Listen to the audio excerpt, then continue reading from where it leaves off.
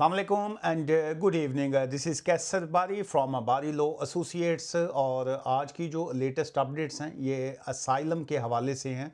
और ये जो न्यू चेंजेस जो हैं ये 3 अगस्त 2026 से जो हैं ये एप्लीकेबल्स होंगी। और जो लोग असाइलम क्लेम जिन्होंने अभी कर लिया हुआ है और जिनके ऑलरेडी इंटरव्यूज़ हो चुके हैं ये उनके ऊपर एप्लीकेबल नहीं है। ये जो न्यू असाइलम क्लेम जो होगा और जिनका इंटरव्यू जो है, या लेट्स से अगर आपने ऑलरेडी असाइलम अभी रिसेंटली फाइल किया है, क्लेम किया है और आपका इंटरव्यू जो है वो 3 अगस्त को अगर है तो आपके ऊपर भी ये वाला कानून लागू होगा। अदरवाइज़ जो है ये 3 अगस्त से सभी के ऊपर जो है ये वाला जो न्यू रूल्स हैं ये एप्लीकेबल होंगे। और इसमें है क्या, ये एक्चुअली 9 जुलाई को 9 जुलाई दिस मंथ जो है 2026 जो है होम ऑफिस ने पब्लिश किया था अपना statement of changes to the immigration rules जो हैं। एंड उस चेंजेस के मुताबिक जो है जो इसकी अब एप्लीकेबल डेट है वो 3 अगस्त है। और उसमें जो डिफरेंट किस्म की जो चेंजेस आ रही हैं मैं कोशिश करूंगा कि एक एक करके आपके सामने जो है रख सकूं ताकि आपकी इसमें स्पेशली जो असाइलम सीकर्स हैं उनको जो है वो मदद मिल सके। पहला तो आ गया द सेवरल चेंजेस जो हैं इन दिस स्टेटमेंट है including those affecting children. Obviously जो बच्चे जो हैं जो असाइलम केसेस में अब बच्चे माइनर बच्चे जो हैं ये भी उसमें शामिल हैं। Number 2 family member of people जो है विद प्रोटेक्शन स्टेटस, जो ह्यूमैनिटेरियन प्रोटेक्शन जिसको कहा जाता है HP जो है वो उसमें शामिल है। People on a immigration bail, जो लोग इमिग्रेशन बेल पे हैं ये वाला भी स्टेटमेंट ऑफ चेंजेस में है। और प्लस जो आ गया सम EU सेटलमेंट एप्लीकेशन जो है उसका भी मेंशन है। अब ये जो EU सेटलमेंट एप्लीकेशन जो हैं ऑब्वियसली जो फेक या जो फ्रॉड की बेसिस वाली एप्लीकेशंस हैं, लेकिन ये कुछ छोटा चैप्टर नहीं है, ये बहुत वसी चैप्टर है। और ऑब्वियसली इस पे एक एक करके जो है ये बात आइंदा वीडियोस में भी होगी, चूँकि बहुत सी चेंजेस जो हैं ऑब्वियसली जैसे इमिग्रेशन रूल्स में आ रही हैं। और असाइलम जो मेन थिंग जो मेन इनका टारगेट है वो असाइलम लॉज ही हैं। और असाइलम लॉज और या असाइलम के हवाले से मैं ये समझता हूँ कि एक एक पॉइंट जो है उसमें बहुत सी तब्दीलियाँ जो हैं आने वाले टाइम में आएंगी। चलिए मैं पहला जो पॉइंट है वो असाइलम इंटरव्यू जो है आज उसी पे ज़्यादा बात करते हैं।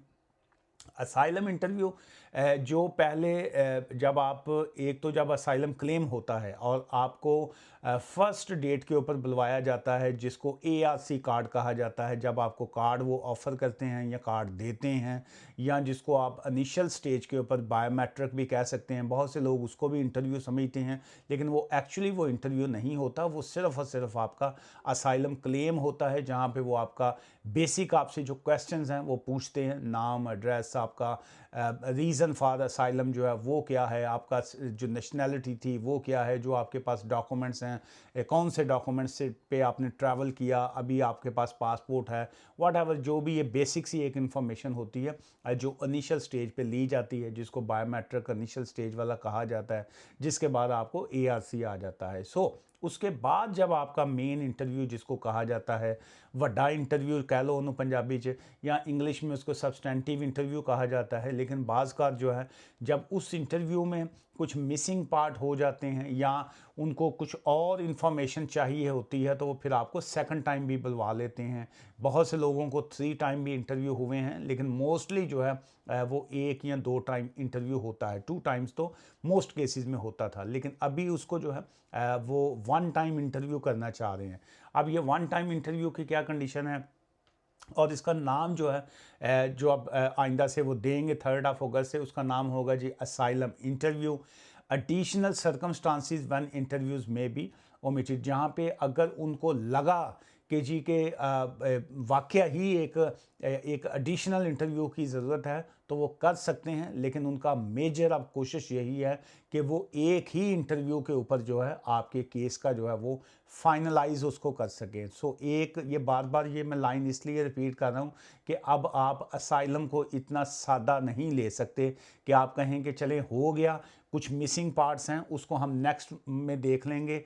अब ये हार और वो क्या कहते हैं वो मैदान में उतरे हैं, अब आपको आपको फाइनल वहीं पे करना है, कश्तियाँ जला के, वो है ना एग्जांपल कि अब आप जाएंगे असाइलम इंटरव्यू पे तो कश्तियाँ जला के ही जाएंगे कि जी अब वहाँ से जो है यहाँ बच के आएंगे तो यहाँ फना हो जाएंगे। सो इस वजह से जो है ये बड़ा अब अहम होगा कि आप उसी इंटरव्यू के ऊपर जो है अपनी कंप्लीट प्रेपरेशन के साथ जो है वो जाइए। This is not a minor changes, ये उन्होंने बाकायदा अपनी गाइडेंस में जो है वो लिखा है। It could mean some people are refused asylum without a separate substantive asylum interview. So लाजमी नहीं है कि वो आपको मेन इंटरव्यू या सब्सटेंटिव इंटरव्यू या सेकंड इंटरव्यू का मौका मिले। हो सकता है कि वो, हो सकता नहीं, डेफिनेट ऐसा ही होगा, मैं ये समझता हूँ कि वही इंटरव्यू जो है वो बड़ा हो सकता है, लेंथी हो सकता है, टाइम उसमें ज़्यादा लग सकता है। आई डोंट नो कि वो क्या करेंगे, लेकिन मेन इंटरव्यू उसी की बेस के ऊपर ही केस जो है वो आगे डिसाइड होंगे। अच्छा, फुल डिटेल्स जो है सो फार होम ऑफिस ने जो है अभी गाइडेंस में विल बी पब्लिश जो है उन्होंने कहा है कि एज सुन एज पॉसिबल जो है रूल कम इन टू जो फोर्स है। सो ऑब्वियसली मैं ये समझता हूँ कि 3 अगस्त के बाद बहुत सी इसमें चीज़ें खुलेंगी जब इंटरव्यू होंगे। और अब सो फार तो 3 अगस्त आई नहीं, किसी का इंटरव्यू हुआ नहीं। 3 अगस्त को जब इंटरव्यू किसी ना किसी असाइलम सीकर का होगा तो वो अब मैं फिर आपके साथ जो है वो शेयर करूँगा।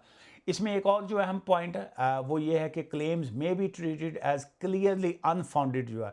अभी भी आप देखते होंगे बहुत से लोगों के जब असाइलम जो है वो रिफ्यूज़ल उसमें आती है तो वो कहते हैं जी कि सानू राइट ऑफ अपील नहीं देता उन्होंने, हमें राइट ऑफ अपील जो है वो नहीं मिला। उसकी रीज़न क्या लिखी होती है वहाँ पे, क्लियरली अनफाउंडेड केस जो है, इसका मतलब ये होता है कि आपके केस में जो है ना कोई सर था ना पाँव था। सो दैट्स वाई इस केस में ये राइट नहीं बनता आपका कि हमें इसमें आपको अपील का भी राइट जो है वो दिया जाए। अच्छा, अब उसमें मेन थिंग आ गई कि changes to asylum interviews merge registration जो है।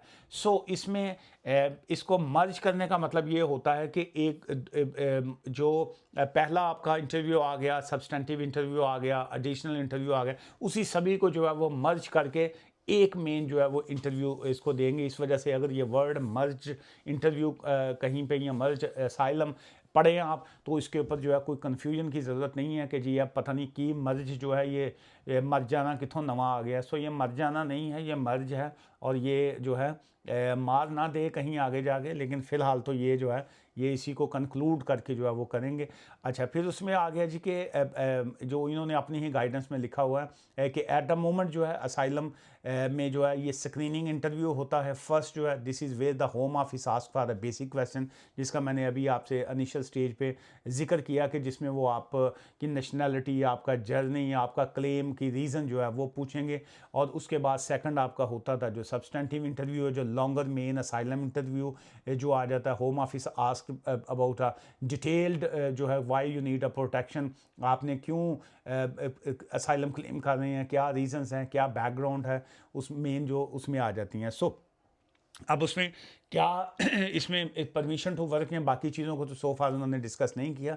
सो दैट्स मीन कि जो आपका पहले जो स्टेटस था वही आगे कंटिन्यू जो है उसी कंडीशन में ही चलेगा जब तक वो उस केस को जो है वो डिसाइड नहीं करते। सो क्या अब ये जो इंटरव्यू के बाद जो है इसमें कोई लंबा चौड़ा टाइम लगेगा, वो ये एक वन इंटरव्यू करने का, मर्ज इंटरव्यू करने का मकसद ही उनका यही है कि केसेस को जो है वो क्विक डिसाइड किया जाए। सो उसमें मेन ये आ रहा है कि जी के give you a positive decision और डिसाइड योर केस, जो है जो भी उन्होंने करना है वो अब जल्दी ही होगा। Which means the home office agree that you need a protection. अगर वो समझते हैं कि आपको जो है प्रोटेक्शन की ज़रूरत है तो वो आपको इमीडिएट केस का फैसला देंगे। अगर वो समझते हैं कि ये आपका केस नहीं बनता या खाम खा में धक्केशाही का केस है तो वो जो है उसकी रिफ्यूज़ल देंगे। Why might the home office refuse some cases without a main asylum interview, क्या वो जब वो समझेंगे कि क्लियरली अनफाउंड केस है और वो जो है आपको डिसाइड करते हुए अपील का राइट देंगे? The answer is no, right of appeal जो है अनफाउंडेड केसेस में जो है वो नहीं देंगे। अच्छा, अब सेफ़ कंट्री की जो है वो एक लिस्ट जो पहले भी आ चुकी हुई है, लेकिन मज़ीद इसमें अब इजाफा जो है वो करना चाह रहे हैं, जो किया है अभी। अच्छा, इसमें एक तो ये आ गया कि home office claims to be safe country, जो है जैसे ऑस्ट्रेलिया से कोई आ रहा है, कनाडा है, न्यूजीलैंड है, जापान है, साउथ कोरिया है, यूएसए है, ये तो फुली सेफ सिक्योर कंट्रीज जो हैं ये ऑलरेडी डिक्लेयर्ड हैं, लेकिन उसमें जो है सेफ कंट्री की एक लिस्ट जो है ये इसको मज़ीद वो कह दें जी हम इसको भी पब्लिश करेंगे। This is under the section 94 of the nationality immigration and asylum act 2002 के मुताबिक जो है जो सेफ कंट्री से लोग आए होंगे उनका जो है वो केस ऑब्वियसली वो रिफ्यूज़ल की तरफ जाएगा अनटिल अनलेस जो है अगर आपकी कोई बड़ी कोई सॉलिड ग्राउंड थी या कोई ऐसा उसमें रीजंस हैं। और उसमें मेन अपील के हवाले से भी जो है इसमें मेंशन किया गया है कि क्या तमाम केसेस को जो है असाइलम की रिफ्यूज़ल के बाद राइट ऑफ अपील मिलेगा। होम ऑफिस ने इसमें लिखा है if the home office refuse your claim, अगर वो आपका क्लेम को रिफ्यूज़ करते हैं you may be given a right of appeal जो है जहाँ पे वो समझते हैं कि आपके किसी ह्यूमन राइट की जो है वायलेशन ना हो तो वहाँ पे आपको जो है वो राइट ऑफ अपील दे सकते हैं। अदरवाइज क्लियरली अनफाउंडेड केसेस जो है you may not have a right to appeal to the tribunal, वहाँ पे आपको ट्राइब्यूनल में राइट ऑफ अपील जो है वो नहीं मिलेगा जी। और उसमें ये जो इसमें स्पेशली जो असाइलम में जो होम ऑफिस ने सेफ कंट्रीज़ का वर्ड यूज़ किया है और जो असाइलम की ग्राउंड्स के हवाले से जो पॉइंट्स आएंगे ये बड़े अहम होंगे कि किस बेस के ऊपर आपका केस है, जो आपका सेक्सुअलिटी क्या है, आपका जेंडर क्या है, आपकी आइडेंटिटी क्या है, आपका रिलीजन क्या है, आपका पॉलिटिकल बैकग्राउंड क्या है या पॉलिटिकली आपका केस क्या है, आपकी फैमिली बैकग्राउंड क्या थी, क्या फैमिली इश्यूज़ की बेसिस के ऊपर जो ये आता है ना पर्टिकुलर सोशल ग्रुप से आपका ताल्लुक जो है केसेस उसका क्या आ रहा है, आपकी कम्युनिटी जो थी वो क्या थी, आपकी डिसेबिलिटी या आपकी हेल्थ के जो इश्यूज़ क्या हैं, एक्सपीरियंस ऑफ ट्रैफिकिंग, अगर कोई शख्स जो है ये स्मगल होके जो आए होते हैं उनके केसेस जो हैं उसको किस तरीके से टैकल करना है, डोमेस्टिक अब्यूज़ के हवाले से जो है वो उसमें क्या आएगा, और जो पर्सनल आपके सर्कमस्टांसिस हैं वो बहुत मैटर करेंगे इस तरह के अब आने वाले टाइम में 3 अगस्त के बाद जो केसेस के हैं। Every asylum claim should still be looked at individual, इसका मतलब ये नहीं है कि जी के अगर वो असाइलम की एक बेस बनती है, जैसे एलजीबीटी के केसेस में बहुत से लोगों ने पिछले दिनों केसेस किए जो बहुत से लोगों के केसेस एक्सेप्ट भी हुए, लेकिन अभी एक टाइम ऐसा आया कि उसमें रिफ्यूज़ल जो है वो बढ़ गई, लेकिन 3 अगस्त के बाद उन्होंने कहा हम हर उस केस को जो है इंडिविजुअली तौर पे देखेंगे कि जी के क्या ये वाकई ही केस जो है ये बनता है किसी का या नहीं बनता। ये थी जी आज की अपडेट इस हवाले से। और आखिरी पॉइंट में आज आपको यही कहूँगा, अगर आपका केस नहीं बनता, अगर आप समझते हैं कि असाइलम मुझे सिर्फ़ और सिर्फ टाइम पास के लिए करना है, असाइलम में मैं कोई किसी और चीज़ को अफोर्ड नहीं कर पा रहे, हमारे साथ फैमिली है, बच्चे हैं, की करिए हूँ केड़े पासे जाइए, सो उसमें आप असाइलम ना कीजिए, अपनी लाइफ को जो है वो स्पॉइल ना कीजिए। अगर आपको कोई बेटर ऑप्शन दिखते हैं बिल्कुल उसकी तरफ जाइए, लेकिन अब immigration system specially asylum cases के हवाले से मुझे ये लगता है पर्सनली तौर पे कि इट्स नॉट जो लास्ट क्या कहते हैं रिजोर्ट जो होता है ये वो नहीं है। और दुआ में याद रखिएगा। Take care, bye for now, thank you.